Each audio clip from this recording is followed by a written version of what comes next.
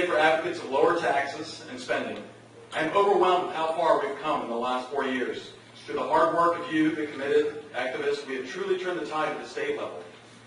In the last 100 years, there's only been one budget decrease in New Hampshire, and that was around 1%. This last year, we decreased spending by 11%. Yeah.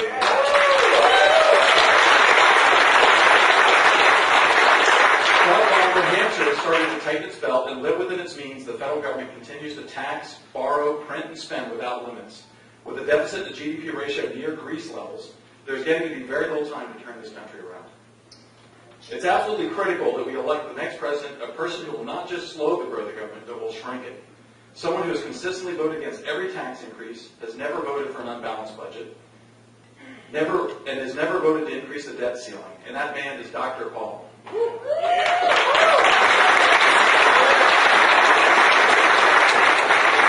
Paul has demonstrated his commitment to lower taxes and spending for 40 years of steadfast service, unwavering principles, and patience. For many of us here, he has served as both an example and a role model, showing us what can be accomplished if you refuse to back down, refuse to go along to get along. And while those of us in New Hampshire have been busy these last 4 years reversing the out-of-control spending from the previous years, Dr. Paul has continued to speak of the dangers of an overspending, overtaxing government that tries to solve all the problems by printing more money. And people are listening. For perhaps the first time in modern American history, phrases like gold standard, Federal Reserve System, and monetary policy can be heard in everyday conversations in restaurants and grocery stores, on college campuses, and even in the State House. People see the government growing, the debt growing, and inflation of food and energy, and they are justifiably worried. No one, literally no one in the country, could more credibly stand up at this point and say, "I told you so," to Dr. Paul. But of course he doesn't say that. He does what he always has done. Calmly, honestly, consistently stand up for sound monetary and economic policy, for rational foreign policy, and for the rights of the individual. So if you believe in living in government, lower taxes, and lower spending, I urge you to support Dr. Paul, and obviously you are. You're here today. The man who never voted to increase our debt and who turned down his government pension. The man who inspired the Tea Party movement to call for lower spending. The man who served in the Air Force like myself and who has delivered over 4,000 babies. Congressman Paul is the only candidate I trust to shrink the size of government. Thank you for supporting him as your next President of the United States, Congressman Ron Paul.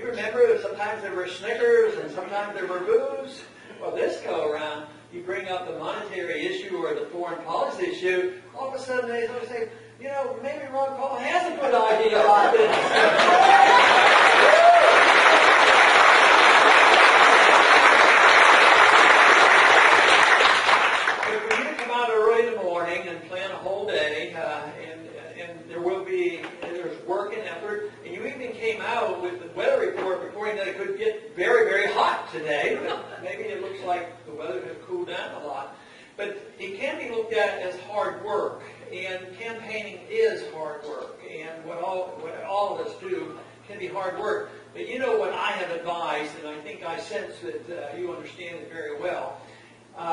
There can be a lot of fun in it because, the truth is we don't know exactly what happens tomorrow or the next day in the life of our country or in our own lives. So we have to live for the moment and actually do our very best, have goals and have good beliefs and strong principles. But in doing that, we have to have fun doing it as well.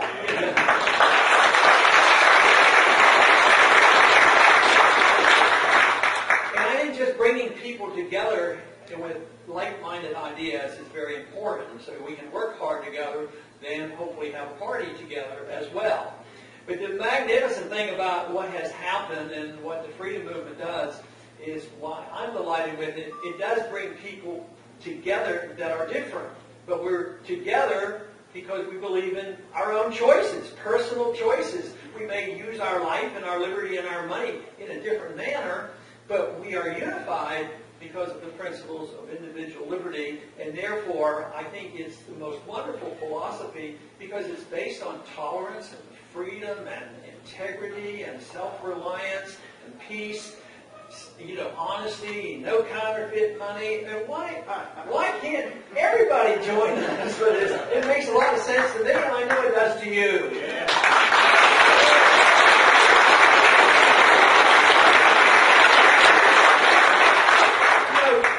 I don't know how well the straw polls and the early polls reflect, long term, but there's been some very favorable things.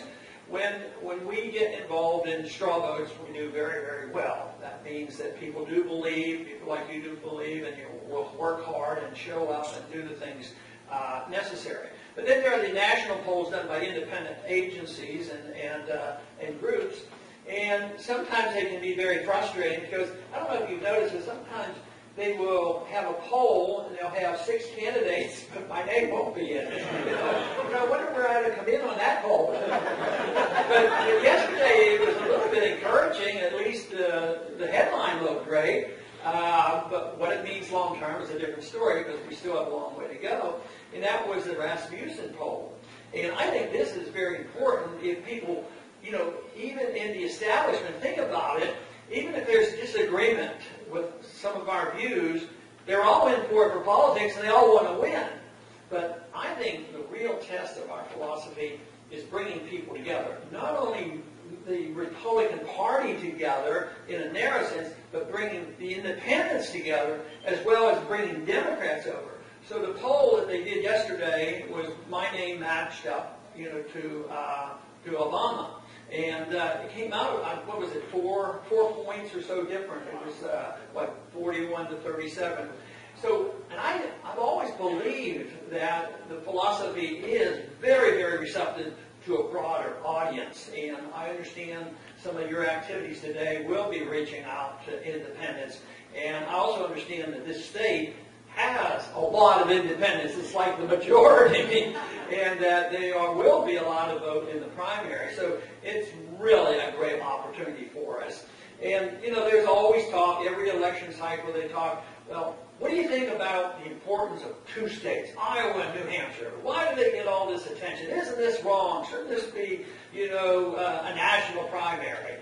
And it's some people who don't want to be in a contest in Iowa or New Hampshire. You sort of can understand what they're saying, but from our viewpoint, I think the neat part about it is if you don't have the really, really big bucks, like hundreds of millions of dollars, what it does, it gives you an opportunity to run in these states with energized people, and in both states. And to me, I look at it now like it's a big congressional race more than anything else. It's not a national race. But can you imagine if they ever drifted to a single primary and one day you had to compete in New York and California all at one time? That would really squeeze any independent-minded people right out. So it is a wonderful opportunity for us to be able to show our strength. And to me, the strength comes from the philosophy. It comes from the energized individuals like yourselves. People who are energized can convince other people. Because even though we get together and we talk, we should never fool ourselves that everybody out there is really worried about politics. They might be worried about their job, and they worry about a few other things, and they think more about it today than they used to. But most people really aren't into politics. So very superficially, many of them vote. And it's perceptions, and I like this guy, is he saying the right thing?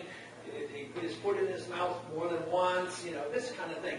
But people who work in politics have a lot of clout. For an individual that participates in an event like this, your vote and effort is magnified 100-fold compared to the person that just shows up at the last minute and what was the last thing they heard. And you can tell in these early polling how fickle it is at times. I mean, somebody comes on the scene and they're running ahead of everybody, and then, of course, it goes down again. But our efforts in our campaign, the one thing I am convinced of is that even though we cannot claim that we are ahead of the pack and it's a shoo-in, obviously not. I'll tell you one thing, because we believe in something and we know about it, we have the most determined, the most dedicated individuals who won't be flip-flopping and deciding, oh, okay, this doesn't look like the right thing. I think we need a neocon in the government. This is the great part about it. I think we can, depend on individuals who have joined and are involved. But even though there will be some who will be very superficial and make decisions, and that is the way it will always be, that doesn't mean that we don't need more true believers. And this is where I'm really encouraged. Compared to 4 years ago, I didn't know what was going to happen 4 years ago. And quite frankly, I know some would have thought that, well, if they'd have done it this way or that way, would have done much better. But for me personally, I think that much more happened during that time than anything I ever dreamed of. Even after the campaign was over, after being sniggered at about talking about monetary policy and bringing troops home and having received the booing and this sort of thing.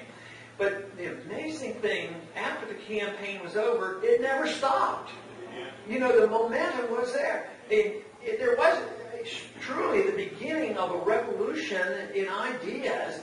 And what's so neat about it, it's not brand new, it's not radical at all. It's sort of like picking up where we left off about 100 years ago and refining it and advancing the ideas and the understanding of how liberty works and how monetary policy works. So during these last 4 years, it's been amazing to me to see the interest build in the Federal Reserve System. I mean, it's fantastic. And literally, I have talked to and visited with and been on college campuses and talked to thousands of people in these last several years outside the context of a political campaign. And it's been very impressive. 10 years ago, I might get 10 young people a month to come to my office and see me in Washington, and they would come with their parents, and their parents were dragging them along. Now, it's hundreds that come. Either the young people are by themselves or they're dragging their parents along.